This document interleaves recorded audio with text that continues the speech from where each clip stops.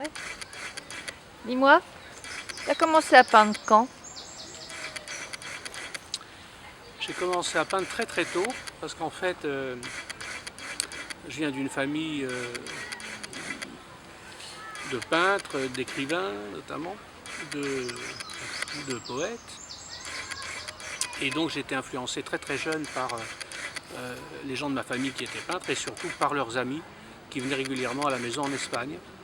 Donc j'ai été baigné très tôt dans cette atmosphère de peinture où notamment on avait pour l'habitude de recevoir à la maison des gens comme Zhao Wuki, comme Hans Hartung, comme Soulage, qui venaient régulièrement en vacances.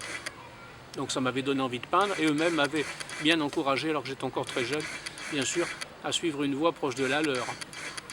Alors pourquoi la photo?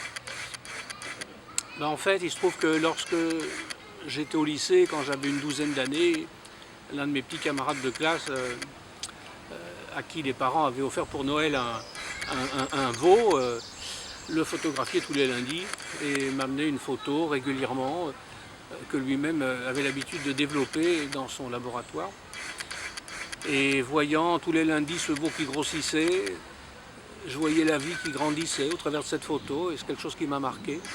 Et j'ai souhaité faire de la photographie sociale. En fait, je voulais faire du reportage. Et voilà, c'est ça qui m'a amené à ça. Puis petit à petit, donc j'ai passé mon bac. Je suis entré à l'école de photographie.